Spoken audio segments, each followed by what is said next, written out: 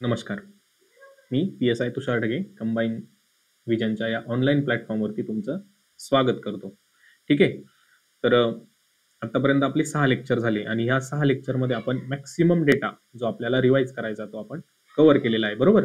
आता आपण बघणार आहोत इथून पुढं की ज्या अशा काही गोष्टी आहेत आपल्या पुस्तकामध्ये आहे आणि त्याच्यावर कधी कधी प्रश्न विचारला जातो. बरोबर. तर तो प्रश्न ज्या एरियाजवरती विचारला जातो मुख्यत्वे करून आपण त्या एरियाचा अभ्यास करणार आहे आणि त्या एरियावर जे काही आपले महत्वाचे कलम आहेत ते कलम बघणार आहोत. ठीक आहे. या नोट्स आपण एकदम टू द पॉइंट त्याच पॉइंटच्या दृष्टीने काढलेल्या आहे. आता जर कोणाला जास्त अभ्यास झाला आहे, जो जुना कार्यकर्ता आहे, समजा जो 2-3 मेन्स देऊन आलाय किंवा प्रिलिम्स देऊन आलाय, त्यांनी काय करायचंय, तर ह्या गोष्टी त्याच्या सहज पाठ असतील तर त्यांनी काय करायचं, याच्यामध्ये थोडीशी व्हॅल्यू ॲडिशन करून घ्यायची. त्यानंतर आपण याच्यावरचे PYQ घेणारच आहोत. तुम्ही पण PYQ करायचे आहेत. आता मी काय करतोय की आपल्याला जे जे महत्वाचे वाटत आहेत आणि जे जे आपल्या कंबाईनला येत आहेत असे PYQ घेतोय मी तुमच्यात. बरोबर की नाही लेक्चरमध्ये. तर उरलेले तुम्ही प्रयत्न करायचा की त्याच्यामध्ये आपण काय जास्त करू शकतो, कारण दिवसभरामध्ये आपल्याला 3 लेक्चर बघायचे. त्या 3 लेक्चर नंतर पण भरपूर वेळ उरतो आपल्याकडे. बरोबर. नोट्स आपल्या इतक्या कमी आणि टू द पॉइंट आहे की तुम्हाला ते साधारण ठरवलं ना तर एका चॅप्टरच्या नोट्स तुम्ही 10-15 मिनिटात पण संपवू शकतात. ठीक आहे. तर आता या चॅप्टरला असं काही विशेष नाव नाहीये. याच्यामध्ये आपण मिसेलेनियस गोष्टी कव्हर करणार आहे. काय काय कव्हर करणार आहे, तर आपण याच्यामध्ये काय बघणार आहे, घटनात्मक आयोग. बरोबर. त्याबरोबर घटनात्मक आयोगाच्या नंतर काही समित्या होत्या, त्या वेळोवेळी ज्या समित्या नेमणूक झाली होती त्या समित्यांबद्दलची माहिती बघणार आहे. त्याच्यानंतर केंद्र राज्य संबंधांवर आपल्या कंबाईनला ज्या एरियावरती प्रश्न येतात त्या एरियावर आपण केंद्र राज्य संबंधाशी निगडीत गोष्टी बघणार आहेत. बरोबर. त्यानंतर आपण सांगितलं होतं की लोकपाल बद्दल थोडंसं आपण माहिती घेणार आहे, कारण जर याच्यावर प्रश्न आला तो आपला चुकला नाही पाहिजे. ठीक आहे. केंद्र राज्य संबंध, त्याच्यानंतर केंद्र राज्य संबंधाशी निगडीत ज्या काही समित्या होत्या, काही आयोग होते आपल्या, काही केंद्र सरकारने नेमले होते, काही राज्य सरकारांनी नेमले होते, की केंद्र राज्य संबंधामध्ये महत्वाचा काय पॉइंट होता, तर राज्यपालाची नेमणूक, त्याच्यानंतर ऑल इंडिया सर्व्हिसेस याच्याशी निगडीत काही गोष्टी आहेत.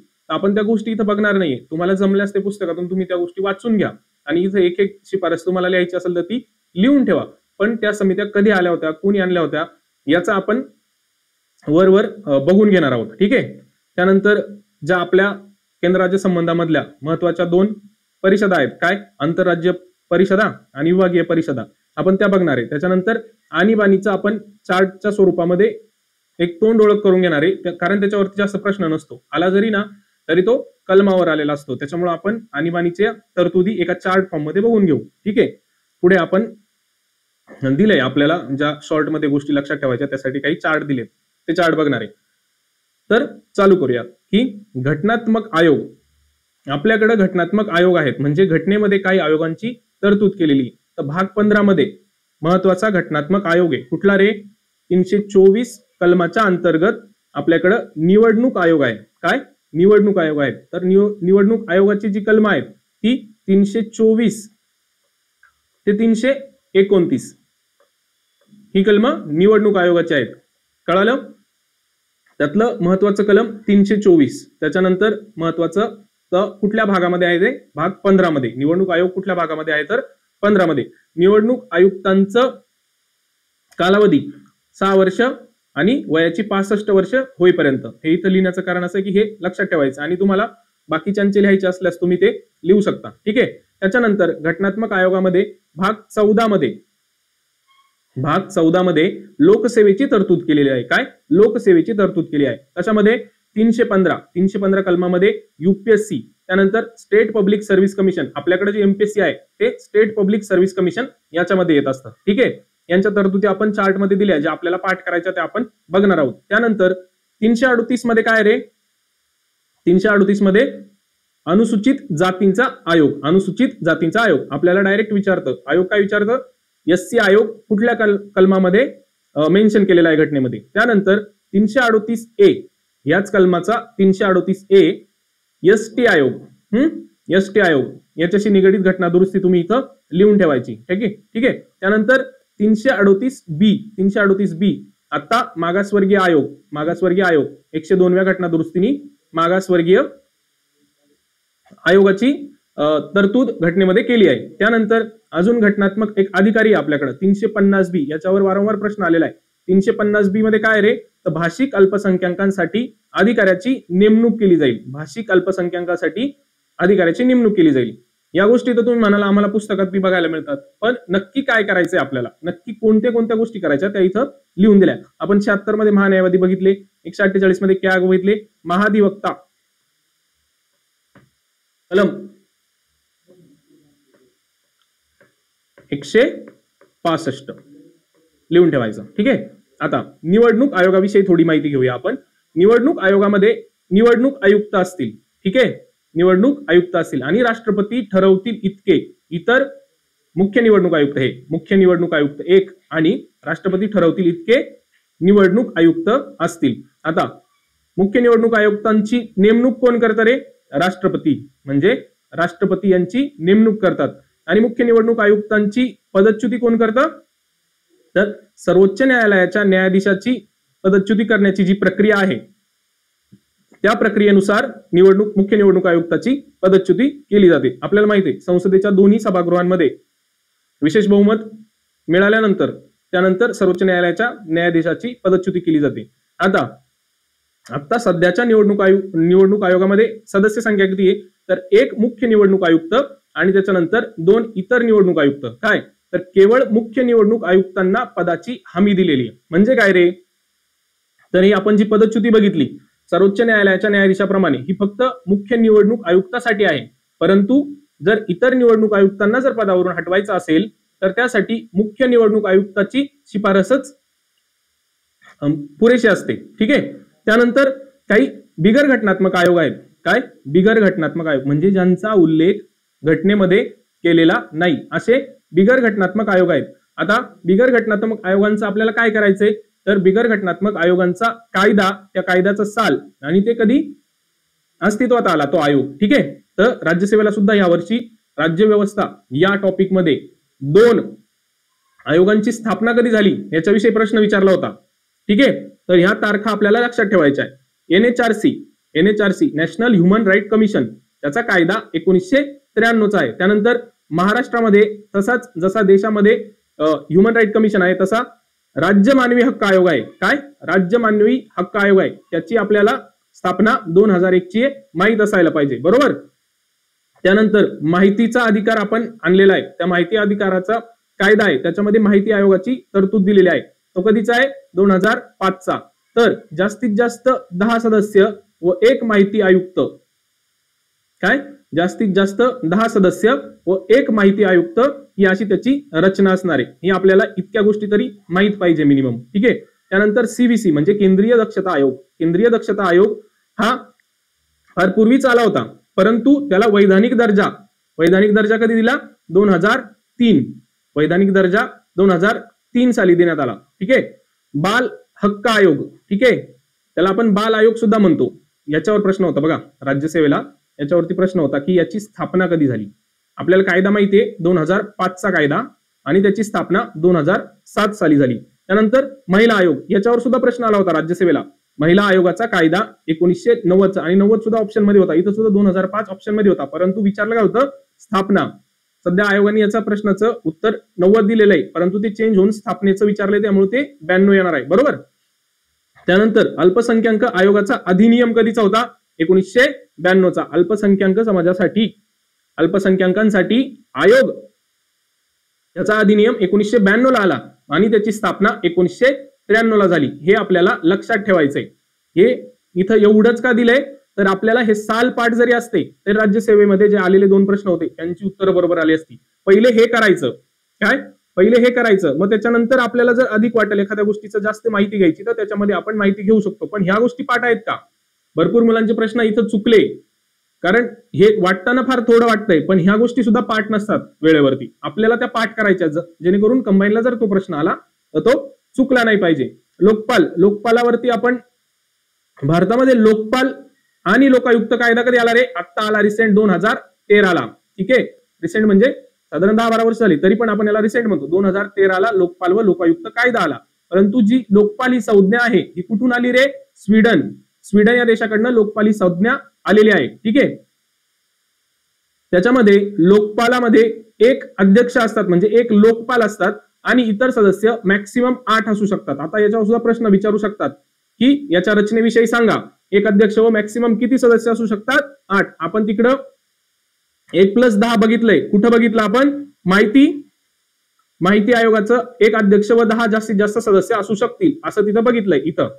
ठीक आहे. त्याच्यानंतर लोकपालाचं बघायचं 1 आणि 8 मॅक्सिमम सदस्य. आता लोकपालाचा कार्यकाळ दिलेला आहे 5 वर्ष किंवा 70, वयाची वर्ष 70 हे लक्षात ठेवा. त्याच्यानंतर त्यांच्या पात्रता दिली आहे. काय पात्रता आहे? किमान 45 वय लागतं. इथं पहिल्यांदा किमान वयाचा उल्लेख आहे, बरोबर. त्यानंतर निवड व पदावरून दूर करण्याची पद्धती जी आहे तर त्यांची निवड राष्ट्रपती करतात आणि त्याचप्रमाणे पदच्युती देखील राष्ट्रपती करतात. सध्याचे लोकपाल मी जेव्हा लिहिलं होतं तेव्हा प्रदीप मोहंती होते. आता जर चेंज झाले असतील तर तुम्ही त्याच्यामध्ये अपडेशन करून घ्यायचं. ठीक आहे. आपण घटनात्मक आणि बिगर घटनात्मक आयोगाची इथं व्यवस्थित माहिती घेतलेली आहे. तुम्हाला त्याच्यात जास्त डिटेल माहिती लिहायची असेल तर जागा सोडली त्या ठिकाणी लिहून घ्या. ठीक आहे. आता केंद्र राज्य संबंध आपण बघतो की केंद्र व राज्य संबंधाची जी महत्वाची 2 भाग आहेत ते कोणते? तर भाग 11 आणि भाग 12. ठीक आहे. हे लक्षात ठेवायचे. केंद्र राज्य संबंधाविषयीचे कोणते भाग आहेत? भाग 11 व भाग 12. भाग 11 मध्ये काय सांगितलंय रे? तर कायदेविषयक केंद्र राज्य संबंध, म्हणजे आपण जे बघतो ना की कुठल्या विषयांवर कायदे करण्याचा अधिकार हा केंद्राचा आहे आणि कुठल्या विषयावरती कायदे करण्याचा अधिकार हा राज्याचा आहे. तर ही विभागणी, कायदेविषयक विभागणी ही या ठिकाणी दिलेली आहे. कुठं? 245 ते 255. त्यानंतर प्रशासकीय केंद्र राज्य संबंध याच्याशी निगडीत हे जे कलम आहेत, आता याच्यामधले महत्वाचे 4 ते 5 कलम आहेत ते आपण घेणार आहोत. ठीक आहे. त्यानंतर जी वित्तीय आपलं केंद्र व राज्य संबंध आहे ते वित्तीय केंद्र राज्य संबंध भाग 12 मध्ये. भाग 12 मध्ये अजून काय गेले रे? वित्तीय संबंध आहे बघा इथं. भाग 12 मध्ये आपण बघितलं होतं की जो मूलभूत हक्क होता आपला, कशाचा? संपत्तीचा जो मूलभूत हक्क होता तो भाग 12 मध्ये गेलेला आहे. ठीक आहे. तर तो या ठिकाणी आलं लक्षात. म्हणजे तो मूलभूत हक्क न राहता तो घटनात्मक हक्क बनला होता, म्हणजे संविधानिक हक्क बनला होता. संविधानिक हक्क बनला होता तो आपला संपत्तीचा हक्क मूलभूत हक्काच्या ऐवजी. ठीक आहे. म्हणजे घटनेत तरतूद आहे त्याची. आता आपण कायदेविषयक जे केंद्र राज्य संबंधाविषयीचे जे अधिकार आहे त्याच्याबद्दलचे 4 महत्वाची कलम बघू. हे 4च का घेतले? तर PYQ बघितल्यावर तुम्हाला कळेल. राज्यसेवेला याच्यावरती नेहमी प्रश्न असतो. कदाचित कंबाईनच्या मुख्य परीक्षेला एखाद्या वेळेस याच्यावरती जोड्या लावासाठी प्रश्न आलेला असेल. ठीक आहे. कलम 249, कलम 250, 49, 50, 252, 253 ही महत्वाची 4 कलमे. ठीक आहे. तर 249 काय म्हणतं की राज्यसभेच्या ठरावाद्वारे राष्ट्रीय हितासाठी जर राज्यसूचीतल्या एखाद्या विषयावर कायदा करायचा असेल तर तो संसदेला अधिकार आहे. ठीक आहे. काय म्हणतं? राज्यसूचीतला जो एखादा विषय असेल आणि त्याच्यावरती संसदेला कायदा करायचा असेल तर कोण ठराव करील? राज्यसभा. कोण ठराव करील? राज्यसभा. बरोबर आहे ना? कारण राज्यसूचीतल्या विषयावरती कायदा करायचा आहे म्हणून राज्यसभा ठराव करील. तर कसा ठराव करील? राज्यसभेत उपस्थित असलेल्या व मतदान करणाऱ्या 2/3 बहुमताने, लक्षात घ्या, 2/3 बहुमताने राज्यसभा ठराव पारित करील व हा ठराव 1 वर्षासाठी लागू असतो. म्हणजे काय? तर त्या विषयावर कायदा जो केलेला असतो तो 1 वर्षासाठी लागू असतो. परंतु जर तो पुढे वाढवायचा जरी असेल तरी राज्यसभेत पुन्हा ठराव घ्यावा लागतो आणि त्याची वाढ मॅक्सिमम किती करता येते? एका वेळी 1 वर्षाने. काय? एका वेळी 1 वर्षाने. त्यानंतर 250 काय सांगताय? राष्ट्रीय आणीबाणी दरम्यान संसदेला राज्यसूचीवर कायदा करण्याचा अधिकार असतो. ठीक आहे. आपण बघतो आणीबाणीमध्ये राज्याची जी शासन व्यवस्था असते तिचे सर्व अधिकार हे केंद्राकडे जातात. राष्ट्रीय आणीबाणीमध्ये राज्यातली काही गोष्टींवरती जर राष्ट्रपती राजवटीमध्ये तसं होतं, परंतु राष्ट्रीय आणीबाणी जेव्हा चालू असते तेव्हा राष्ट्रीय आणीबाणीच्या वेळी सुद्धा जर कधी गरज वाटली संसदेला, ठीक आहे, संसदेला तर ती गरज वाटली तर ते राज्यसूचीवरील विषयावरती कायदा करू शकतात. आणि हा कायदा राष्ट्रीय आणीबाणी संपल्यानंतर मॅक्सिमम किती दिवस चालू असू शकतो? 6 महिने. आणि तो 6 महिन्यात संपुष्टात येतो. लक्षात, वरती 1 वर्षाची तरतूद आहे आणि इथं 250 मध्ये 6 महिने. म्हणजे राष्ट्रीय आणीबाणी दरम्यान संसदेने जर राज्यसूचीवर कायदा केला तर तो मॅक्सिमम 6 महिने लागू राहू शकतो. ठीक आहे. आता पुढील महत्वाचा कलम 251 नाहीये, म्हणजे तेवढं महत्वाचं नाही, त्यामुळे आपण 252 घेतो. काय 252 काय म्हणतं रे? तर दोन किंवा अधिक घटक राज्यांनी इथं आयोग चुकवू शकतं, एक किंवा अधिक नाही आहे, हे 2 किंवा अधिक म्हणजे मिनिमम 2 घटक राज्यांच्या संमतीने त्या राज्यांनी कायदा करण्याचा जर त्यांचा स्वतःचा अधिकार केंद्राकडे विलीन केला, ठीक आहे, म्हणजे हे राज्यांच्या विनंतीवरून होतं. केंद्र स्वतः ठरवतं का? तर नाही. 2 किंवा अधिक घटक राज्य त्यांच्या संमतीने त्या राज्यांसाठी कायद्याचा अधिकार संसदेला, कायदा करण्याचा अधिकार तो संसदेला देऊ शकतात. याच्यात असं काही लिमिट आहे का? तो किती दिवसासाठी लागू राहील? असं काही लिमिट नाही. ठीक आहे, पण लक्षात घ्यायचंय, ज्या राज्यांनी ती विनंती केली त्या राज्यांसाठीच तो कायदा करण्याचे अधिकार संसदेकडे जातात. आलं लक्षात? त्यानंतर 253 कलम काय म्हणतं रे? तर आपण आंतरराष्ट्रीय करार बघतो, जसं की आता हा पॅरिसचा करार आहे, क्योटो प्रोटोकॉल आहे, असे जे आंतरराष्ट्रीय करार आहे, त्याच्यानंतर SDG आहे, MDG आहे, या गोष्टींच्या अंमलबजावणीसाठी जर राज्यसूचीत तो विषय येत असेल तर त्या राज्यसूचीतील विषयावर संसद कायदा करू शकते. 253 सांगतं आंतरराष्ट्रीय कराराच्या अंमलबजावणीसाठी राज्यसूचीतील विषयावर संसद कायदा करू शकते. आलं लक्षात? तर हे 4 कलमांचं नेचर बघायचंय. काय म्हणते पहिले 249, राज्यसभेच्या ठरावाद्वारे राज्यसभा एखाद्या विषयावर राज्यसूचीतल्या कायदा करायला संसदेला सांगू शकतं. आता 250 आहे, हे राष्ट्रीय आणीबाणीच्या दरम्यान संसदेला कायदा करण्याचे अधिकार प्रदान करतं. त्यामुळे 250 हे अशा पद्धतीने लक्षात ठेवा. ठीक आहे. 252 इथं काहीतरी करा, 2 वेळा आहे, तर 2 किंवा अधिक राज्यांनी जर आपल्याला आपल्या राज्याच्या विषयावरती कायदा करायचे अधिकार संसदेला दिले तर ते राज्यांच्या विनंतीवरून संसद त्याच्यावरती कायदा करतं. त्यानंतर 253 आंतरराष्ट्रीय कराराच्या अंमलबजावणीसाठी. ठीक आहे. चला आता हे केंद्र राज्य जे संबंध आहेत या संबंधावर निगडीत केंद्र राज्य संबंधावर निगडीत काही समित्या आल्या होत्या. ठीक आहे. आपल्याला या समित्यांनी काय सांगितलं, त्याच्यामध्ये काय होतं, हे महत्वाचं आहे का? तर आहे, महत्वाचं आहे. परंतु आपल्याला प्रश्न विचारताना या समित्यांविषयी, समिती आली कधी होती, तिचं साल कोणतं होतं, याच्याविषयी माहिती पाहिजे, बेसिक माहिती ही पाहिजे आपल्याला. आणि हा रिव्हिजन मध्ये आपल्याला ह्या गोष्टी दिसल्या पाहिजे डोळ्यासमोर, जेणेकरून पेपरला जर प्रश्न आला तर तो आपल्याला पटकन क्लिक करता आला पाहिजे. ठीक आहे. यातल्या ज्या 2-3 महत्वाच्या 2 समित्या आहेत त्याच्याबद्दल आपण थोडी डिटेल थोडीशी माहिती दिलेली पण आहे. ठीक आहे. तर पहिल्यांदा केंद्र राज्य संबंधावर कुठली समिती किंवा कुठला आयोग आला होता रे? तर पहिला प्रशासकीय सुधारणा आयोग कधी आला होता? 1966. डायरेक्ट आयोग विचारू शकतं खालीलपैकी कुठल्या केंद्र राज्य संबंधाविषयीच्या समित्या आहेत किंवा आयोग आहेत. ठीक आहे. तर त्यावेळी ह्या गोष्टी आपल्याला माहित पाहिजे. आणि किंवा असा सुद्धा प्रश्न विचारू शकतं की पहिला प्रशासकीय सुधारणा आयोग कधी आला होता? आता तुमच्यासाठी होमवर्क आहे, दुसरा प्रशासकीय सुधारणा आयोग, आपल्याकडे 2 प्रशासकीय सुधारणा आयोग आलेत, दुसरा प्रशासकीय सुधारणा आयोग कधी आला होता त्याची इथं साल लिहून ठेवायचं. आलं लक्षात? त्यानंतर पुढील राजमन्नार समिती 1969 ला. राजमन्नार समिती आपल्याला माहित पाहिजे का ही केंद्र सरकारने राजमन्नार समितीचं गठन केलं होतं का कुठल्या राज्य सरकारांनी केलं होतं? तर तामिळनाडू, राजमन्नार नावावरूनच कळतं आपल्याला हे साऊथचं नाव आहे. तामिळनाडू सरकारने, लक्षात ठेवायचं, तामिळनाडू सरकारने 1969 ला राजमन्नार समिती आणली होती. आता त्याच्यामध्ये दिलेल्या शिफारशी वाचताना आपल्याला एक गोष्ट लक्षात येते, तर राज्यांनी नेमणूक केलेली किंवा गठीत केलेली ही समिती आहे, तर हिचा कल कसा असणार आहे रे? तर तो केंद्राला स्ट्रॉंग करणार असेल की राज्याला स्ट्रॉंग करणार असेल, का केंद्राचा हस्तक्षेप कमी करणार असेल? ठीक आहे. तर त्या तरतुदी वाचताना आपल्याला कळतं की ऑल इंडिया सर्व्हिसेस रद्द कराव्यात, त्यानंतर राज्यपालाच्या पॉवर्स कमी केल्या, राज्यपालाला काही पॉवर्स आहेत त्या कमी केल्या. हे काम कोणी केलं? तर राजमन्नार समितीने या शिफारसी दिल्या आणि त्या शिफारशींमध्ये त्यांनी सांगितलं. बरोबर की नाही? त्यानंतर असंच पंजाब राज्याने 1973 साली आनंदपूर साहिब ठराव मांडला. काय मांडला?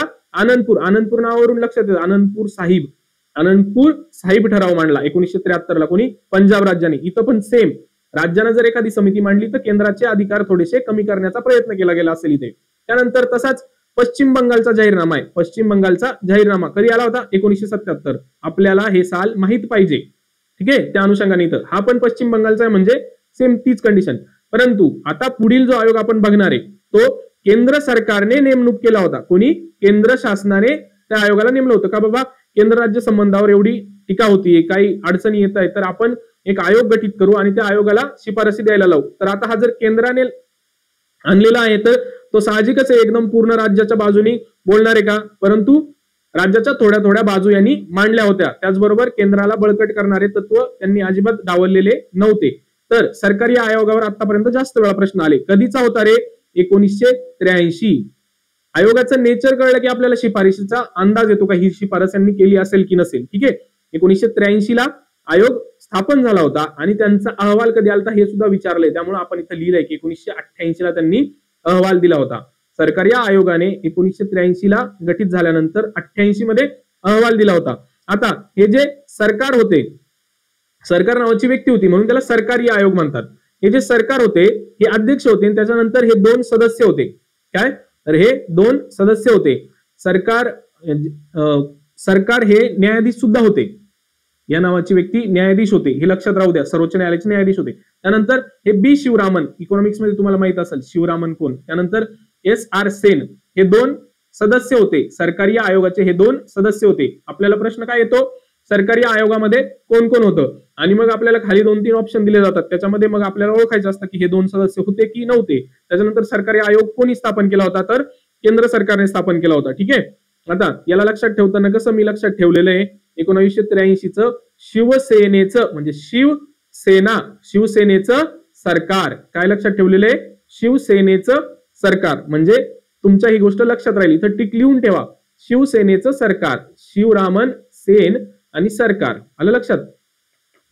त्यानंतर केंद्र सरकारने अजून एक आयोग नेमला होता, त्याचं नाव होतं पुंछी आयोग.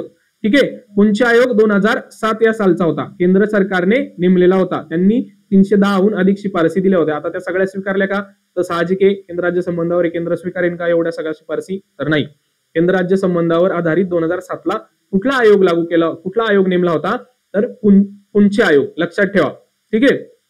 केंद्र राज्य संबंधावर आधारित 2 महत्वाची अजून कलमे. काय तर 263 कलम. आंतरराज्यीय परिषदा घटनात्मक आहेत का, कारण त्या 263 कलमामध्ये म्हणजे साहजिकच त्या घटनात्मक असतील. बरोबर. घटनेत ज्याचा उल्लेख केलाय त्या घटनात्मक परिषदा, बरोबर की नाही, त्यांचा दर्जा हा घटनात्मक आहे. आंतरराज्यीय परिषदा.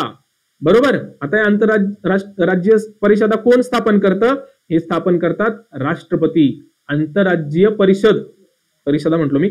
आंतरराज्यीय परिषद कोण स्थापन करतं, राष्ट्रपती. त्याच्यानंतर कधी स्थापन झाली होती, 1990च्या सालात VP सिंगच्या सरकारवेळी ही स्थापन झालं होतं. हे वाक्य इथं लिहिलंय म्हणजे त्याचं तेवढाच इम्पॉर्टन्स आहे. आपण बेअर मिनिमम गोष्टी लिहिलेल्या आहेत ज्या की आपल्याला माहित असल्या पाहिजे. ठीक आहे. तर आंतरराज्यीय परिषदाच्या रचनेवर वारंवार प्रश्न आलेले. आंतरराज्यीय परिषदेचे अध्यक्ष कोण होते रे, तर आंतरराज्यीय परिषदेचे अध्यक्ष पंतप्रधान होते. इथं आपल्याला गृहमंत्री म्हणून देतात कारण ते विभागीय परिषदाचे अध्यक्ष असतात. त्याच्यामुळे इथं आपल्याला ते चुकवायला बघतात. तुम्ही काय करा, गृहमंत्री लिहून आणि खोडा, असं खोडा, म्हणजे तुम्हाला लक्षात राहील की गृहमंत्री नव्हते तर कोण होता, पंतप्रधान होते. त्यांचे सदस्य कोण होते याच्यावर वारंवार प्रश्न आलेला आहे. सदस्य कोण होते किंवा सदस्य कोण असतात, आपल्या आंतरराज्यीय परिषदेचे सदस्य असतात सर्व राज्याचे मुख्यमंत्री.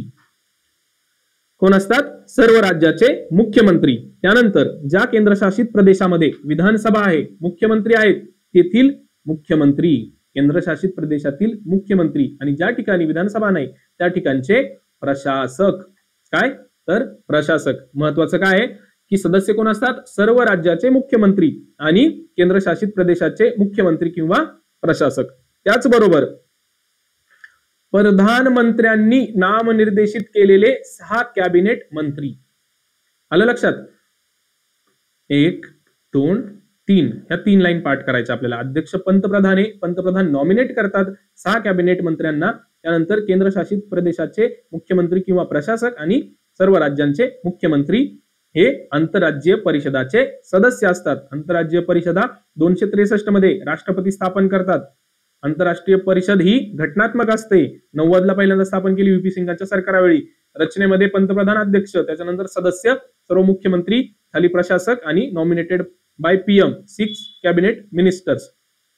त्यानंतर विभागीय परिषदा बघू आपण.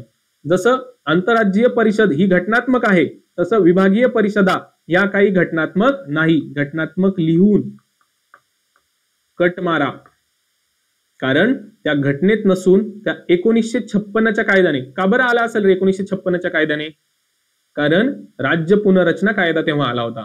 तेव्हा विभागीय परिषदांची तरतूद करण्यात आली 1956 ला. आता मी खाली लिहिलंय घटनात्मक नाही, घटनात्मक नाही. ठीक आहे. याचे अध्यक्ष कोण असतात रे, तर याचे अध्यक्ष असतात होम मिनिस्टर, म्हणजे कोण, गृहमंत्री.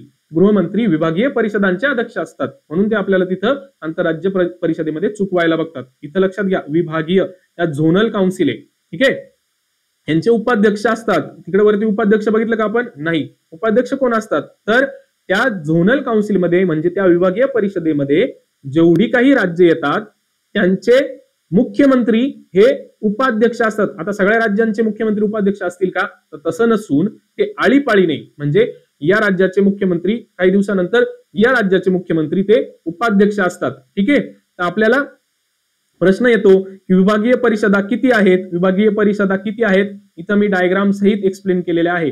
विभागीय परिषदा या 6 आहेत, पण 1956च्या कायद्याने ही जी उत्तर पूर्व म्हणजे ईशान्येकडची विभागीय परिषद आहे, उत्तर पूर्वेलाच कधी कधी ईशान्येकडील असं सुद्धा म्हणून विचारू शकतात, ही नंतर आली.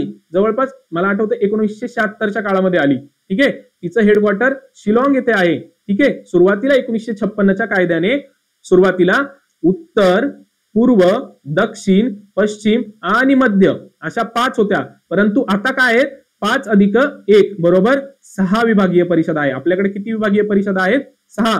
पण 1956च्या कायद्याने किती होत्या? 5 होत्या. आता या विभागीय परिषदांचे या विभागीय परिषदांचे हेडक्वार्टर्स कुठं असतं? हेडक्वार्टर कुठं असतं? तर पूर्वेकडील जी विभागीय परिषद असते तिचं हेडक्वार्टर कोलकाता इथे आहे. इथं तुम्ही जर नीट बघितलं तर हे चारही दिशांचे जे हेडक्वार्टर्स आहेत ते त्या ठिकाणचे महत्वाचे शहर आहेत. जसं की पश्चिमेकडे मुंबई, उत्तरेकडे काय रे? दिल्ली. दिल्ली मध्य वाटू शकते, मध्य विभागीय परिषदेचे महत्वाचं स्थान वाटू शकतं किंवा हेडक्वार्टर वाटू शकतं, परंतु दिल्ली ही उत्तरेचं विभागीय परिषदेचं हेडक्वार्टर आहे. त्यानंतर दक्षिणेला काय असायला पाहिजे रे? चेन्नई. ठीक आहे, कोलकाता, चेन्नई, मुंबई, दिल्ली आणि मध्यचं कोण आहे? अलाहाबाद. अलाहाबाद लक्षात राहण्यासाठी तुम्ही त्याला व्यवस्थित हायलाइट करून ठेवा, अलाहाबाद. आणि ईशान्येकडची म्हणजे उत्तर पूर्वेकडची जी विभागीय परिषद आहे तिचे हेडक्वार्टर शिलाँग येथे आहे. एवढं पाठ करा. याच्या व्यतिरिक्त तुम्हाला अभ्यास करायचा करा, लिहायचे काही लिहा, पण हे बेअर मिनिमम इतकं पाठ झालं पाहिजे.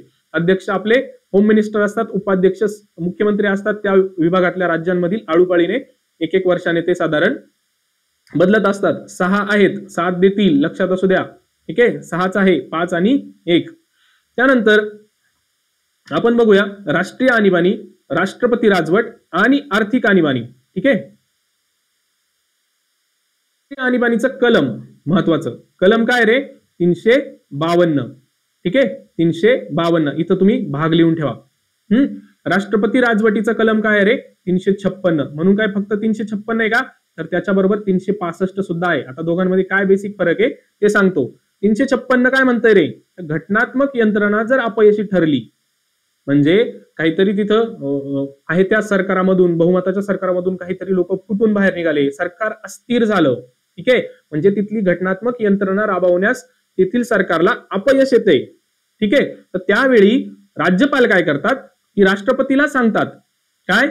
355 अन्वये केंद्राचं कर्तव्य आहे की राज्यामधली घटनात्मक परिस्थिती चांगली राहिली पाहिजे, ती स्थिर राहिली पाहिजे. हे कशामध्ये? 355 आहे. हे केंद्राचं काम आहे की तुम्ही राज्यांमधील परिस्थिती स्थिर असल्याची शाश्वती करा. मग त्या अन्वये राज्यपाल सांगतात 356 नुसार इथली घटनात्मक यंत्रणा अपयशी ठरली आहे बाबा, तर राष्ट्रपती राजवट इथे लागू करावी. परंतु 365 मधील तत्व काय म्हणतं की केंद्राने जर काही निर्देश दिले का तुम्ही एखाद्या स्पेसिफिक वर्गासाठी काहीतरी काम करा किंवा आपण काहीतरी आंतरराष्ट्रीय करारासाठी अशी गोष्ट करतोय, अशा काही प्रकारचे निर्देश दिले, हे निर्देश दिले आणि राज्य काय म्हणतं? जा, आम्ही नाही पाळत. समजा आम्ही नाही पाळत, तुम्ही नाही पाळत, तुमचं सरकार रद्द.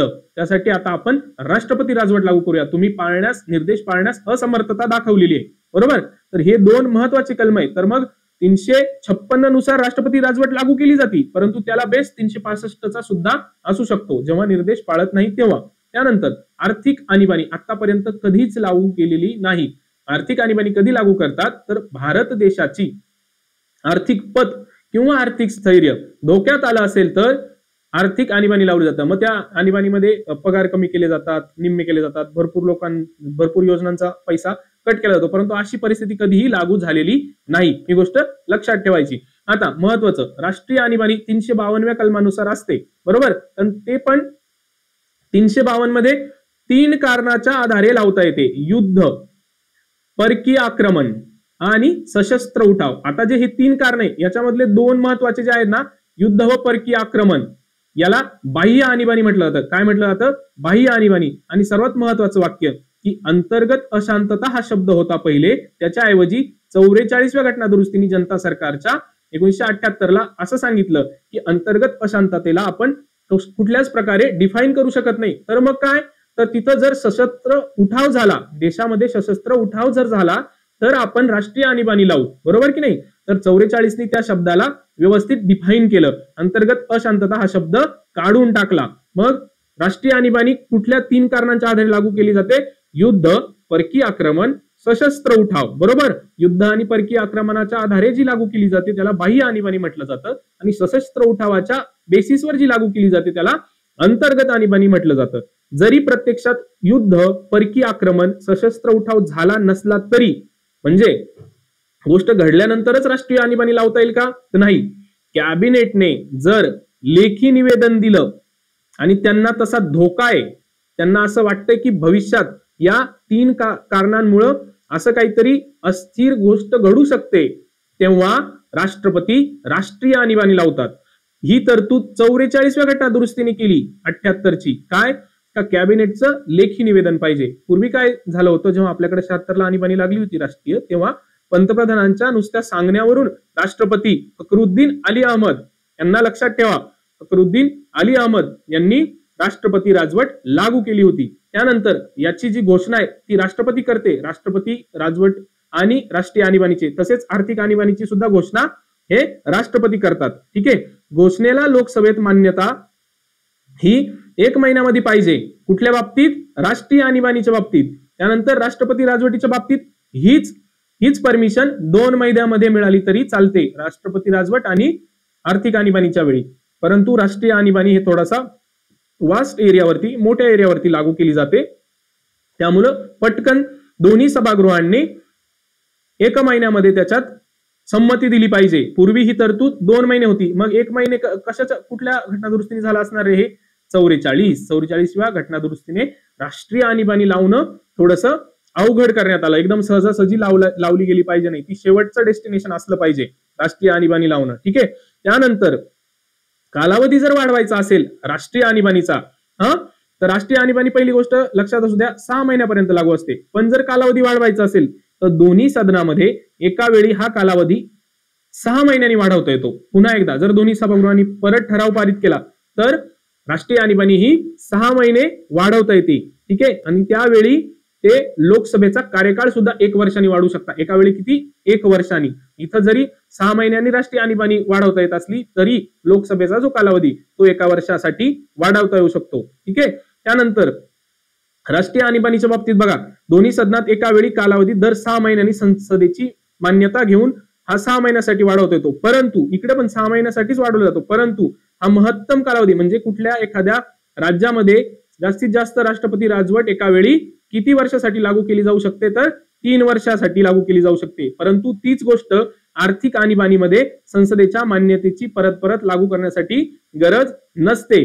ठीक आहे. आणि महत्तम कालावधीची इथे तरतूद केलेली नाहीये. आलं लक्षात? म्हणजे एकदा आर्थिक आणीबाणी लावली तर जोपर्यंत राष्ट्रपती म्हणत नाही तोपर्यंत ती लागू राहू शकते. ठीक आहे. आता यांचे ठराव मान्यता होण्यासाठी काय बहुमत लागतं? तर राष्ट्रीय आणीबाणीचा ठराव जर पारित व्हायचा असेल तर तो विशेष बहुमत, पहिल्या महिन्यामध्ये विशेष बहुमताने ते पारित व्हावं लागतं दोन्ही गृहामध्ये.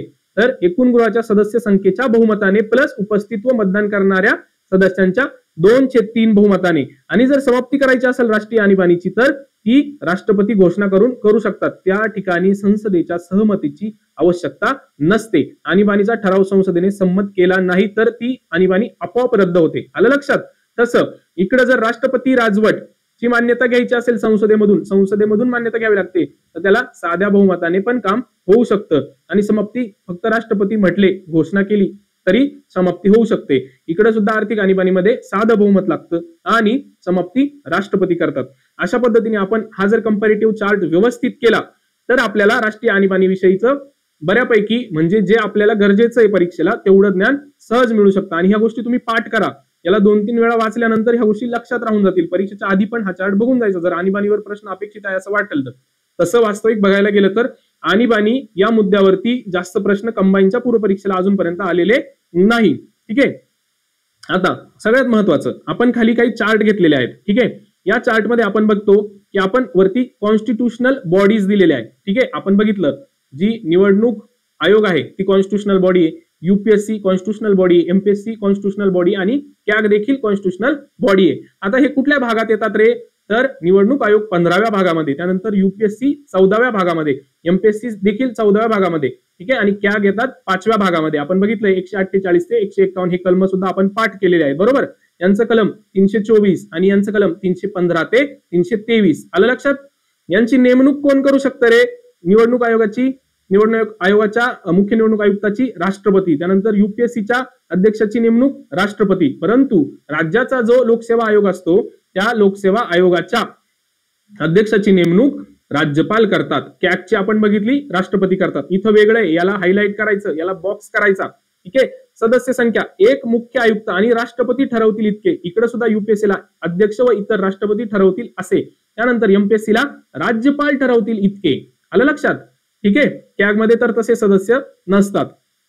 यांचा कार्यकाळ दिलाय इलेक्शन कमिशनरचा 6 वर्ष 65 वर्ष. ठीक आहे, मुख्य निवडणूक आयुक्तांचा, युपीएससीच्या अध्यक्षांचा 6 वर्ष ते 65 वर्ष. इकडे एमपीएससीच्या आयोगाच्या अध्यक्षाची इथे 62 वर्ष केले. कुठल्या घटनादुरुस्तीने? 41वी घटनादुरुस्ती. ही लक्षात ठेवायची. 60 वरून 62 वर्ष केले. कॅगचं आपल्याला माहिती आहे 6 वर्ष 65 वर्ष. ठीक आहे, सेवा शर्ती कोण ठरवतं रे? ईसीआयच्या राष्ट्रपती, त्यानंतर युपीएससीच्या राष्ट्रपती आणि एमपीएससीचे राज्यपाल ठरवतात. कॅग संसदेद्वारे ठरवले जातात. सेवा शर्ती कॅगच्या संसदेद्वारे. ठीक आहे, आणि कॅगचा जो स्टाफ असतो तो राष्ट्रपतीद्वारे, पण कोणाच्या सल्ल्याने? कॅगच्या सल्ल्याने. खूप महत्वाचा चार्ट आहे. ठीक आहे, यांची पात्रता दिली का निवडणूक आयोगाच्या मुख्य निवडणूक आयुक्तांची? संविधानात नाही. संविधानात नाही. मागील वर्षभरामध्ये त्यांच्याशी निगडीत 1-2 विषय होते करंटमध्ये की सर्वोच्च न्यायालय काय म्हटलं की यांच्यासाठी काय पात्रता असली पाहिजे किंवा कुठल्या बॉडीने यांना नियुक्त करण्यासाठी शिफारस केली पाहिजे. तर ती तुम्ही करंटमध्ये बघून घ्या. ठीक आहे, त्यानंतर युपीएससीची एक अट आहे. काय अट आहे? तर यांचे अर्धे सदस्य राज्य किंवा केंद्र सेवेमध्ये 10 वर्ष किमान काम केलेले असले पाहिजे. ठीक आहे, केंद्र सेवेत किंवा राज्याच्या सेवेमध्ये यातील अर्धे सदस्य 10 वर्षासाठी काम केलेले असले पाहिजे. त्याबरोबर इकडे पण सेम अट आहे की अर्धे सदस्य राज्य किंवा केंद्र सेवेत 10 वर्ष किमान काम केलेले असले पाहिजे. त्यानंतर पदावरून काढण्याची जी तरतूद आहे, ठीक आहे, सगळीकडे राष्ट्रपती आहे. आपल्याला असं वाटू शकतं एमपीएससीचा जो आयोग आहे त्या आयोगाचे अध्यक्ष आणि सदस्य यांना राज्यपाल नेमणूक करतात. पण मी तुम्हाला मागे एका लेक्चरमध्ये सांगितलं होतं ज्या ठिकाणी राज्यपालांनी नेमणूक केलेली आहे, ठीक आहे, तर त्या व्यक्तीला काढण्यासाठी त्याच्या हायर ऑथॉरिटीची गरज पडते. तर तिथे राष्ट्रपतीद्वारे त्यांना पदावरून काढलं जातं. तर पदावरून काढण्याची प्रक्रिया बघा बरं का. इकडे युपीएससी आणि एमपीएससी मध्ये काय आहे? त्यांच्या अध्यक्ष सदस्यासाठी सर्वोच्च न्यायालयाची चौकशीद्वारे यांना काढलं जातं. परंतु इकडे आपण इलेक्शन कमिशनर जे असतात, मुख्य इलेक्शन कमिशनर, यांना सर्वोच्च न्यायालयाच्या न्यायाधीशाची जी प्रोसेस आहे पदच्युत करण्याची, त्याचप्रमाणे कॅग मध्ये सुद्धा सर्वोच्च न्यायालयाच्या न्यायाधीशाला ज्या पद्धतीने पदावरून काढलं जातं त्या पद्धतीने यांची पदच्युतीची प्रक्रिया आहे. ठीक आहे, काय दिले? ग्राउंड्स दिले का रे पदावरून काढण्यासाठीचे? तर हो, ईसीआयचे दिलेले आहे. ठीक आहे, सिद्ध गैरवर्तन वा कार्यक्षमता मागच्या पीवायक्यू मध्ये पण बघितलं आपण. त्यानंतर कॅगचे सुद्धा सिद्ध गैरवर्तन पण आणि अकार्यक्षमता या 2 गोष्टी. परंतु युपीएससीच्या अध्यक्ष व सदस्यांसाठी नादार, शारीरिक मानसिक दुर्बलता, पैशासाठी जर इतर ठिकाणी नोकरी केली, दोन्ही ठिकाणी सेम आहे. त्यानंतर गैरवर्तन कोण ठरवणार? यांनी गैरवर्तन केलं का नाही? तर सर्वोच्च न्यायालयाची चौकशी होते आणि हा अहवाल राष्ट्रपतींवरती बंधनकारक असतो. ठीक आहे, संचित निधीवर भारित आहे. आपल्याला वाटू शकतं की ईसीआय ही घटनात्मक बॉडी खूप महत्वाची बॉडी आहे, याच्याबद्दल भरपूर गोष्टी घटनेमध्ये दिल्या आहे, पण यांचा पगार संचित निधीवर भारित नसतो. परंतु युपीएससी, एमपीएससी म्हणजे स्टेट सर्व्हिस कमिशन कुठलंही असू द्या, त्यानंतर कॅग यांचे पगार संचित निधीवर भारित असतात. त्यानंतर निवडणूक आयुक्ताची पुनर्नियुक्ती होऊ शकते का? होऊ शकते. इकडे अध्यक्षाची होऊ शकते का? नाही होऊ शकत. कॅगची पुनर्नियुक्ती होऊ शकत नाही. महत्वाची गोष्ट आहे, लक्षात ठेवा. त्यानंतर स्टेट पब्लिक सर्व्हिस कमिशनच्या अध्यक्षाची पुनर्नियुक्ती होऊ शकत नाही. सदस्य अध्यक्ष होऊ शकतात, परंतु त्यांचा कालावधी हा 5 वर्ष 6 वर्षापेक्षा 5 वर्षापेक्षा जास्त राहिला नाही पाहिजे. ठीक आहे, त्यानंतर यांचे सध्याचे अध्यक्ष इथं अपडेट करून घ्या, हे अपडेशन नाहीये. ठीक आहे, इथं सध्याचे अध्यक्ष कोण येते तुम्हाला लिहायचंय. त्यानंतर कॉन्स्टिट्यूशनल ज्या बॉडीज आहेत, म्हणजे आपण बघितले काही कमिशन होते, एससी कमिशन, त्यानंतर एसटी कमिशन, ओबीसीचं कमिशन, 338 बी, 338 ए, 338 हे सगळे 16व्या भागामध्ये आहे. काय आलं लक्षात? 16व्या भागामध्ये यांच्या लिस्ट ज्या आहेत, ठीक आहे, लिस्ट 341, 342 आणि 342 ए मध्ये लिस्ट नाही पाठ केलं तरी चालणार, पण यांच्या व्याख्या कुठे आहेत तर ते लक्षात ठेवा. एससी ची व्याख्या नॅशनल कमिशन फॉर एससी म्हणजे एससी कोण, तर याची व्याख्या 366च्या 24 मध्ये दिलेली आहे आणि एसटी ची व्याख्या ही 366च्या 25 मध्ये आणि 366 26 मध्ये दिलेली आहे. बॅकवर्ड क्लास कोण असेल यांची व्याख्या. ठीक आहे. या आयोगाच्या स्थापनेशी निगडीत घटना दुरुस्त्या दिल्या आहेत. इथं एससी कमिशनची 65वी घटना दुरुस्ती, एसटी कमिशनची 89वी घटना दुरुस्ती आणि ही 102वी घटना दुरुस्ती. याच्यामधल्या गोष्टी सिलेक्ट पाठ करायच्या आहे, सिलेक्टिव्ह पाठ करायचे आहे आपल्याला. ठीक आहे. 102वी घटना दुरुस्ती आपल्याला माहिती आहे. 89वी घटना दुरुस्ती 2003 ची होती, ही लक्षात ठेवा. त्यानंतर 65वी घटना दुरुस्ती 1990 ला एससी कमिशन आलं होतं, ते पहिल्यांदा एकत्र होतं एससी एसटी. त्यानंतर 89 काय केलं, त्यांना वेगळं केलं. आलं लक्षात? यांची स्थापना कधी झाली रे मग, तर एससी कमिशनची स्थापना झाली 1992 ला. एसटी कमिशनची स्थापना 3च्या घटना दुरुस्तीने 4 ला आणि ओबीसी आयोगाची स्थापना, घटनात्मक स्थापना 218 ला. ते आधीपासून होतं परंतु त्याला घटनात्मक दर्जा दिला गेला नव्हता, तो नंतर 102व्या घटना दुरुस्तीने दिला. याच्यामध्ये एक अध्यक्ष उपाध्यक्ष 3 सदस्य असतात, त्याच्यात सुद्धा एक अध्यक्ष उपाध्यक्ष 3 सदस्य असतात, हे बघून घ्यायचं. ठीक आहे. सेवा शर्ती कार्यकाळ कोण ठरवतं, कोण ठरवतं तर ते राष्ट्रपती. तिन्ही ठिकाणी राष्ट्रपती ठरवतात. सेवा शर्ती कार्यकाळ हे राष्ट्रपती ठरवतात. यांचा कार्यकाळ किती असतो रे, 3 वर्ष. काय, 3 वर्ष. या महत्वाचे जे बॉडीज आहेत, national commission for SC ST आणि ओबीसी, यांचा जो कार्यकाळ आहे तो 3 वर्ष इतका असतो. हे राष्ट्रपतींकडे अहवाल देतात आणि राष्ट्रपती ते कोणाकडे पाठवतात, संसदेसमोर. संसदेसमोर तो अहवाल मांडण्याचं काम हे राष्ट्रपती करत असतात. सध्याचे अध्यक्ष अपडेट करून घ्यायचे. ठीक आहे. यांच्याशी निगडीत मंत्रालय इथं दिलेलं आहे, एक नजर फिरवून घ्यायची. पाठ झालं पण लक्षात घ्या इथं एससी आणि ओबीसीचं सोशल जस्टिस एम्पॉवरमेंट, परंतु एसटी आदिवासी मंत्रालय, लक्षात घ्या. त्यानंतर आपण महान्यायवादी अटॉर्नी जनरल बघितले, यांचे महत्वाचे कलम इथं दिलेले. हे चार्ट तुम्ही पाठ करा. राष्ट्रपतीद्वारे नेमणूक, त्याच्यानंतर इकडे राज्यपालाद्वारे नेमणूक, कार्यकारी मंडळाचा भाग असतात. वयाची अट आहे का, कुठंच वयाची अट नाही. त्यानंतर सर्वोच्च न्यायालय न्यायाधीश होण्यास पात्र असले पाहिजे, हे इकडे उच्च न्यायालयाचे न्यायाधीश होण्यास पात्र असले पाहिजे. हे चार्ट जर तुम्ही खूप चांगले केले ना, नाही चुकणार यातला प्रश्न तुमचा. ठीक आहे. यांचं स्थान घटनात्मक स्थान आहे. सरकारला कायदेशीर सल्ला, राज्य सरकारची बाजू मांडतं, इथं केंद्र सरकारची बाजू मांडतं. कोणत्याही न्यायालयात जाऊ शकतं देशाच्या, हे राज्यातील कोणत्याही न्यायालयात जाऊ शकतं. त्यांचा कार्यकाळ घटनेने निश्चित केला नाही. आपण बघितलं राष्ट्रपतीच्या मर्जीनुसार, राज्यपालाच्या मर्जीनुसार. जेव्हा सहसा मंत्रिमंडळ बदलतं, सरकार बदललं की ते राजीनामा देत असतात. बरोबर. यांना काय अधिकार आहे, यांचे अधिकार बघितले आपण. 88, 177. मतदान करण्याचा अधिकार सोडला तर कोणत्याही सभागृहामध्ये उपस्थित राहण्याचा, बाजू मांडण्याचा, ऐकण्याचा हा संसदेबद्दलचा विशेष अधिकार यांना महान्यायवादींना असतो, कलम 88 नुसार. आणि इकडे कलम 177 नुसार. इथं आपण कलम लिहून ठेवा. आलं लक्षात? त्यानंतर दुसऱ्या परिशिष्टामध्ये यांचा पगाराबद्दल उल्लेख आहे का, नाही. दोघांच्या पण पगाराबद्दल इकडे प्रेसिडेंट ठरवतात, इकडे गव्हर्नर ठरवतात. बघा ना, सगळंच आलं ना या चॅप्टर मधले, या चार्ट मध्ये. आलं का लक्षात? त्यानंतर आपण इथे दिले 6 वर्ष आणि 65 वर्ष कोणाचा असू शकेल, ईसीआय, कॅग, युपीएससी. त्यानंतर 65 वर्ष कोणाचा असेल, फक्त ज्यांची यांचा कालावधी लिहिलेला नाही, कोण, सुप्रीम कोर्ट. ठीक आहे. 6 वर्ष व 62 वर्ष स्टेट पब्लिक सर्व्हिस कमिशन किंवा जॉईंट म्हणजे 2 राज्यांसाठी एखादा पब्लिक सर्व्हिस कमिशन नेमलेला असेल तर ते. फक्त 62 वर्ष कोणाचं आहे, हायकोर्टाचं. मिनिमम इथं हे किती दिवस राहतील असं काही मिनिमम मॅक्सिमम लिहिलेलं नाही. ठीक आहे. खालच्या याच्यामध्ये तुम्हाला एनएचआरसी, एचएसआरसी, त्याच्यानंतर 3 वर्ष आहे. सीव्हीसीचं थोडं वेगळं आहे, लक्षात ठेवा. सीव्हीसी 4 वर्ष आहे. सीआयसी इन्फॉर्मेशन कमिशन 3 वर्ष किंवा 65 वर्ष. आलं लक्षात? एकदा याच्यावर फायनान्स कमिशन 280 अंतर्गत येतं. ठीक आहे. फायनान्स कमिशन 280 हे कलम पाठ असू द्या. गव्हर्नर, लोकायुक्त, एमपीसी सचिव. हॅलो. त्यानंतर पदावरून काढण्याची प्रक्रिया कोणाची कशी आहे, तर आपण बघतो की election commissioner, chief election commissioner, त्यानंतर कॅग यांची सर्वोच्च न्यायालयाच्या न्यायाधीशाप्रमाणे आहे. त्यानंतर सर्वोच्च न्यायालयाच्या चौकशीने आपण बघितलं UPSC, state public service commission, joint public service commission, Lokpal, Lokayukta, NHRC या इन्फॉर्मेशन कमिशनर यांची सगळ्यांची सर्वोच्च न्यायालयातून चौकशी होऊन आणि मग त्यांना काढण्याची प्रक्रिया चालू होते. ठीक आहे. राष्ट्रपतींच्या मर्जीनुसार कोण आहे रे बाबा, राष्ट्रपतींच्या मर्जीनुसार. हे पाठ करा, आपल्याला हे विधान येतं की यांचं कार्यकाल जो आहे तो हा राष्ट्रपतींच्या मर्जीनुसार असतो. कोणाकोणाचा रे, तर गव्हर्नर, महान्यायवादी, मंत्रिमंडळ, पंतप्रधान, त्यानंतर दिल्लीचे मुख्यमंत्री, त्यांचे मिनिस्टर, ठीक आहे, सिव्हिल सर्वंट्स, या सर्वांचं लक्षात असू द्या, या सर्वांचं राष्ट्रपती. दिल्लीची विशेष तरतूद ही लक्षात घ्या, आपल्या नोट्समध्ये नव्हती कुठं, ही लक्षात ठेवा. ठीक आहे. निवृत्तीनंतर कोण कोण सेवेमध्ये जाऊ शकतं रे, कोण कोण जाऊ नाही शकत, तर युपीएससीचे अध्यक्ष, एमपीएससीचे, जेपीएससीचे हे निवृत्तीनंतर कुठल्याही सरकारी सेवेमध्ये जाऊ शकत नाही. त्यानंतर निवृत्तीनंतर सरकारी सेवेमध्ये जाऊ शकतात कोण, निवडणूक आयुक्त.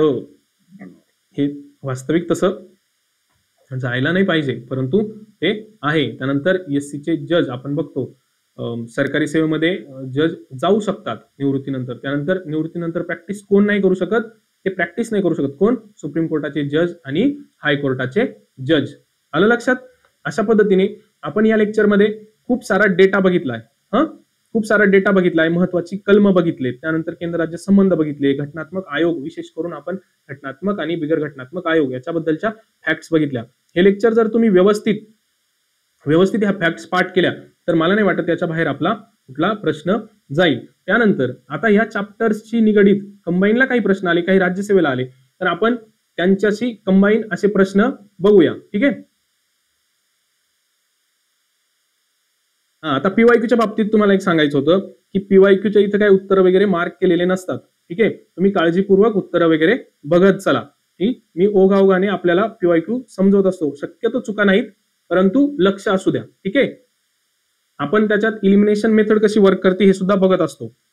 कलम 371 जे आपण मागे बघितलं होतं, काय रे, कलम 371 विशेष दर्जा, काही राज्यांना विशेष दर्जा देण्यात आलेला आहे. तर यांनी कलम 371चं सब कलम विचारलंय का, नाही विचारलं. आपण ते पण पाठ केलेलं आहे, आठवतंय का, बासाम, कनिपूर, आय लव्ह गोवा, त्याच्यानंतर अरुणाचल प्रदेश. ठीक आहे. या गोष्टी आपण पाठ केलेल्या आहे सब कलमाच्या. पण यांनी फक्त 371, तर 371 मध्ये पाठ काही केलेलं नाही, पण लक्षात ठेवायचं 371 मध्ये आपण काय दिलं होतं, महाराष्ट्र व गुजरात हे सी मध्ये आहे, हे जे मध्ये आहे, गोवा आपल्याला माहिती आहे सेपरेट आहे आय मध्ये. ठीक आहे. त्यामुळं जर वरचं जरी आपल्या ध्यानात येत नसेल तरी ह्या ट्रिक वरून आपण बाकीच्या गोष्टी लक्षात ठेवलेल्या आहेत. ठीक आहे. तर कुठला पर्याय बरोबर आहे विचारलंय, पहिला पर्याय बरोबर. ठीक आहे. त्यानंतर खालीलपैकी कोण हा आंतरराज्य परिषदेचा सदस्य असणार नाही. आपण आंतरराज्य परिषद बघितली 263, काय रे, घटनात्मक परिषद आहे, याचं घटनेमध्ये तरतूद आहे. त्याच्यानंतर याचे अध्यक्ष कोण असतात, पंतप्रधान. ठीक आहे. सर्व राज्यांचे मुख्यमंत्री, विधानसभा असलेल्या केंद्रशासित प्रदेशाचे मुख्यमंत्री, राष्ट्रपतींचा आपण आंतरराज्य परिषदेमध्ये काही रोल बघितला आहे का, त्यामुळे याचं उत्तर राष्ट्रपती असं येतं. बरोबर. चला, हा राज्यसेवेचा प्रश्न आहे. ठीक आहे. त्यानंतर विभागीय परिषदा, झोनल काउन्सिल कुठल्या कलमात आहे का कलमात, 1956च्या कायद्याने. हा काय आहे, कायदेशीर आयोग आहे. हा काय कायदेशीर परिषद आहे, हा काय घटनात्मक परिषद नाही. ठीक आहे. कारण ही कायद्यान्वये तयार झालेली आहे. तर प्रश्न काय आहे बघा, विभागीय परिषदा या संविधानात्मक संस्था आहे का रे, नाही, लगेच कट होतं. त्यानंतर 1956च्या राज्य पुनर्रचना कायद्यानुसार यांची निर्मिती झाली का, बरोबर. त्यानंतर केंद्रीय गृहमंत्री हा परिषदांचा अध्यक्ष असतो, आपण बघितलं, गृहमंत्री अध्यक्ष आणि त्या राज्यांमधले जे मुख्यमंत्री असतात ते उपाध्यक्ष असतात, आळीपाळीने ते त्या उपाध्यक्षपदी येत असतात. त्यामुळे हे सुद्धा विधान बरोबर. भारतात एकूण किती आहेत रे, 6 विभागीय परिषद आहेत. यांनी किती दिले, 7. आपण ही बघितली डायग्राम, 1 2 3 4 आणि मध्यवाली 5 आणि ईशान्येकडची 6. तर अ आणि ड हे चुकीचं आहे. काय विचारलंय, बरोबर काय नाही, अ आणि ड बरोबर नाही. ठीक आहे. पुढं, आंतरराज्य परिषदेची स्थापना संविधानाच्या कोणत्या कलमाने झाली, एसटीआय मुख्य 263. पाठ असल्यामुळे आपण डायरेक्ट 263. 352 तुम्हाला माहितीये, काय, राष्ट्रीय आणीबाणी. प्रश्न, पंतप्रधान हे आंतरराज्य परिषदेचे अध्यक्ष असतात, बरोबर आहे का रे, बरोबर. सर्व राज्यांचे मुख्यमंत्री आंतरराज्य परिषदेचे सदस्य असतात, बरोबर. त्यानंतर भारतीय संविधानाचे कलम 273 त्यांनी चुकवण्यासाठी बघा काय दिलंय, 263च्या ऐवजी 73, म्हणजे एका आकड्यामध्ये गडबड केलेली आहे. आपलं जर वाचनात ओघाओघाने आपण गेलो तर हे चुकू शकतो. योग्य विधान विचारलंय, वरीलपैकी सर्व उत्तर सुद्धा दिले त्यांनी. ठीक आहे. म्हणजे ऑप्शन मध्ये सुद्धा दिलंय. तर आपलं उत्तर काय आहे, अ आणि ब. त्यानंतर सरकारी आयोग बघा, सरकारी आयोगाला राज्यसेवेत प्रश्न विचारला होता की चुकीचं विधान काय. ठीक आहे. जर त्यांना केंद्र राज्य संबंधाविषयीचे जे आयोग आहेत त्यांच्याविषयी प्रश्न विचारायचा असेल तर पहिले ते या प्रश्नावर जातील किंवा या पद्धतीच्या प्रश्नावर जातील. ठीक आहे. 263 नुसार कायमस्वरूपी आंतरराज्य परिषदेची स्थापना करण्याची शिफारस आयोगाने केली. तुम्हाला सरकारी आयोग माहिती आहे 1983, अहवाल 88 आणि आपल्याला माहिती आहे आंतरराज्य परिषद कधी स्थापन झाली होती व्हीपी सिंगांच्या कार्यकालामध्ये 1990. त्यामुळं ही शिफारस असू शकते. आलं का लक्षात? ठीक आहे. आपण आता पुढची गोष्ट बघू. काय? तर रेडिओ आणि दूरदर्शन यांना स्वायत्तता असावी अशी शिफारस आयोगाने केली. माहिती आहे का रे? त्यामुळे इथं आपण प्रश्नचिन्ह निर्माण करू. ठीक आहे. माहिती नाही आपल्याला. ठीक आहे. आपल्याला काय विचारलंय? चुकीचं विधान ओळखा. बी शिवरामन, एस आर सेन, आपण काय म्हणलो होतो शिवसेनेचं सरकार, हे इतर 2 सदस्य होते. क 100% बरोबर आहे ना, म्हणजे क चुकीचं नाहीये. आता ब आणि अ मध्ये जास्तीत जास्त आपल्याला माहिती असलेली गोष्ट काय आहे का? 263 नुसार कायमस्वरूपी आंतरराज्य परिषदेची स्थापना करण्याची शिफारस केली होती. ठीक आहे. तर हे विधान बरोबर आहे. त्यानंतर ही जी गोष्ट आहे ती शिफारस त्यांनी केली नव्हती असं त्याचा अर्थ होतो. त्यामुळे चुकीचं विधान कुठलं आहे? तर 2 नंबरचं ब. केंद्र राज्य कायदेविषयक संबंधाबद्दल योग्य जोड्या लावा. ठीक आहे. तर आपल्याला 250 माहिती आहे आणीबाणीची घोषणा लागू असल्यावर राज्य सूचीवरती कायदा करण्याचा अधिकार संसदेला दिला जातो. त्यानंतर 249 आपण बघितलं होतं. काय बघितलं होतं रे आपण? राष्ट्रीय हिताच्या दृष्टीने राज्य सूचीमधील विषयांबाबत कायदे करण्याचा संसदेला अधिकार असतो. असतो का रे? असतो का? तर 249चं 4 हे 2 आपल्याला जर माहित असतील, सॉरी हे आणि हे, तर तसे आपण 50% उत्तरापर्यंत पोहोचतो. पण आपल्याला 247, 48 इथं माहिती असणं गरजेचं आहे. ठीक आहे. 247 काय आहे? तर अतिरिक्त न्यायालय स्थापन करणे, न्यायालयांशी बाबतीत तरतूद आहे. 248 काय म्हणतं? कायदेविषयक उर्वरित अधिकार.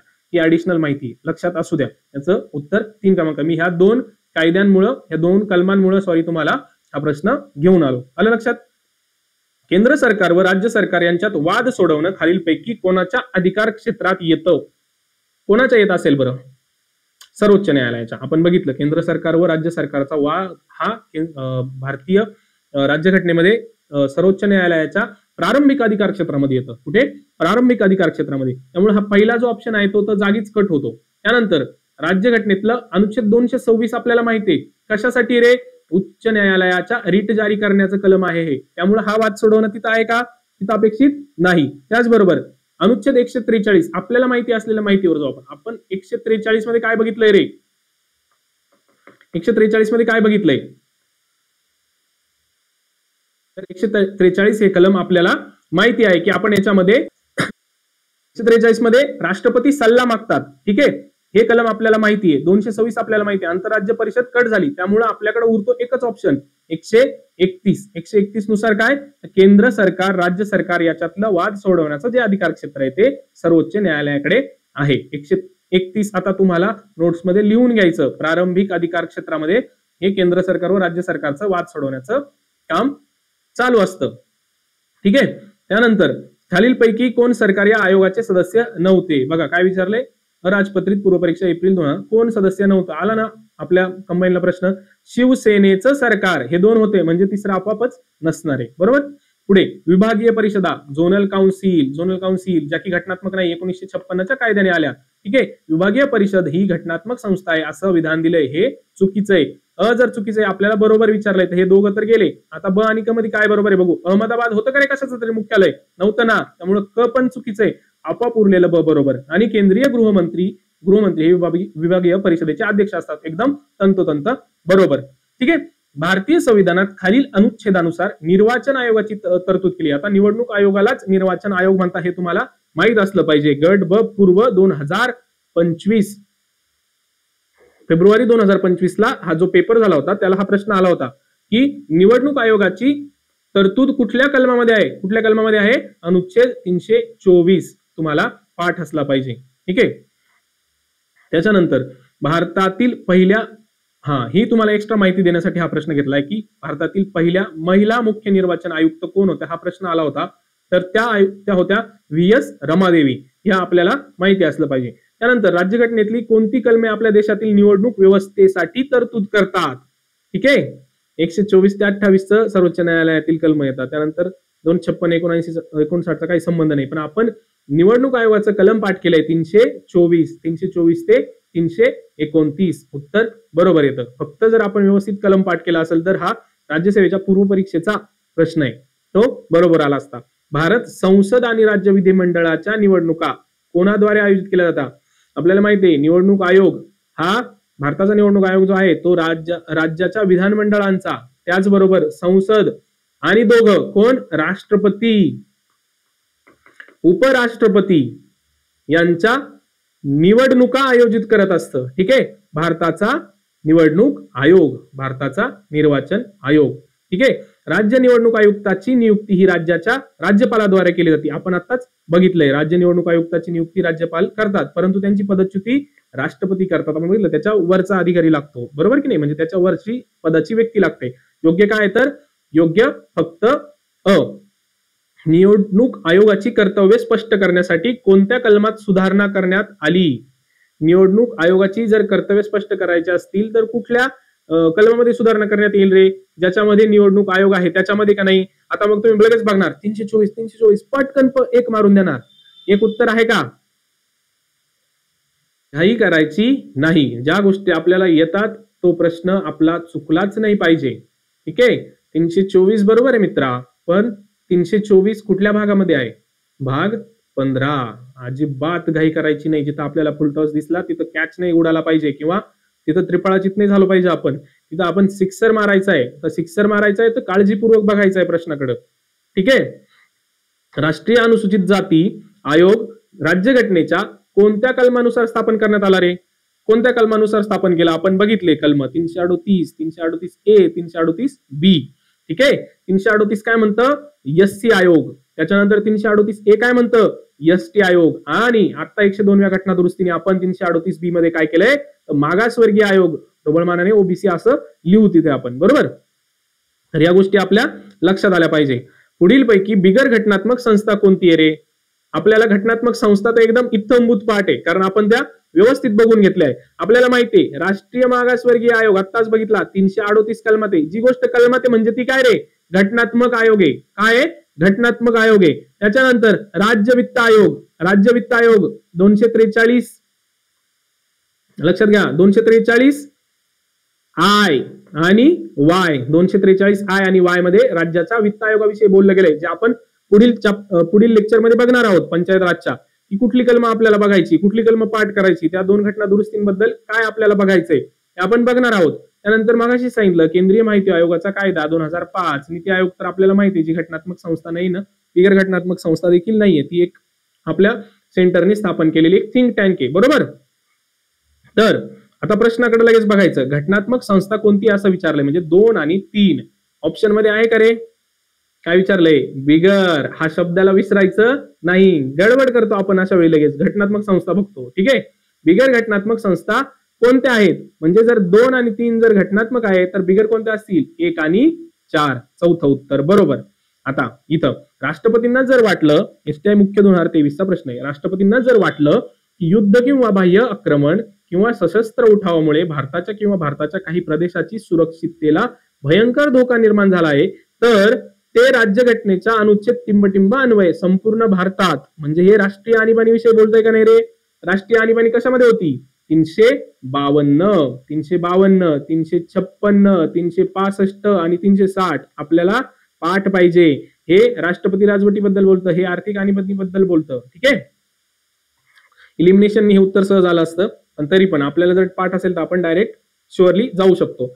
राष्ट्रीय आणीबाणी घोषित करण्यासाठी घटनेत सशस्त्र बंड शब्द, आपण राष्ट्रीय आणीबाणीचा जेवढा पण चार्ट बघितलाय त्याच्यामध्ये आपण 42व्या घटना दुरुस्ती कुठं उल्लेख बघितला का रे? नाही. आपण बघितलं 44व्या घटना दुरुस्तीने काय केलं तर 2 महिन्याच्या ऐवजी 1 महिन्यात तुम्ही याची मान्यता घ्या. त्यानंतर अंतर्गत अशांतता या शब्दाऐवजी काय पाहिजे? सशस्त्र बंड. अंतर्गत अशांततेला काही म्हणू शकता, म्हणजे जर एखाद्याला उद्या वाटलं की आम्हाला ही गोष्ट अंतर्गत अशांतता वाटते तर काही होऊ शकतं ना, तर सशस्त्र बंड हा शब्द त्यांनी थोडं स्पेसिफिक करण्यासाठी टाकलं. जनता सरकार होतं 44व्या घटना दुरुस्तीने आणीबाणीमध्ये त्यांनी काही सुधारणा केल्या होत्या राष्ट्रीय आणीबाणीमध्ये, कारण 76 मध्ये सगळ्यात जास्त पोळलेलं सरकार ते जनता सरकार होतं. ठीक आहे, पुढचा प्रश्न. कोणत्या अनुच्छेदामध्ये तरतुदीनुसार राज्यात राष्ट्रपती राजवट लागू करण्यात येते? 356 माहिती आहे, पटकन ए मारून द्या, बरोबर का? नाही, आपण 2 कलम बघितली ना, आणि जर ऑप्शन मध्ये नसतं तर ठीक होतं, परंतु आपल्याला माहिती आहे 365 काय म्हणतं? केंद्राने दिलेले निर्देश जर पाळत नसेल राज्य तर 365 अन्वये, म्हणजे 365च्या आधारे 356 नुसार राष्ट्रपती राज्यामध्ये काय करतात, राष्ट्रपती राजवट लागू करू शकतात. त्यामुळे हे दोन्ही कलम राष्ट्रपती राजवटीशी निगडीत आहे. जर ऑप्शन मध्ये आपल्याला अ आणि ड दिला असेल तर आपण काय करायला पाहिजे होती का रे, येत असलेल्या प्रश्नावरती विकेट. गरज आहे का काही? तर अशा पद्धतीने आपण हे आपले घटनात्मक आयोग, केंद्र राज्य संबंध बघितलेले आहे. बघा, तर आतापर्यंत आपलं भरपूर कव्हर झालेलं आहे. तुम्हाला 3 दिवसामध्ये म्हणजे तिसऱ्या दिवसाचं हे तर आपलं पहिलंच लेक्चर आहे. ठीक आहे, म्हणजे 2 दिवसात भरपूर चंक कव्हर झाला.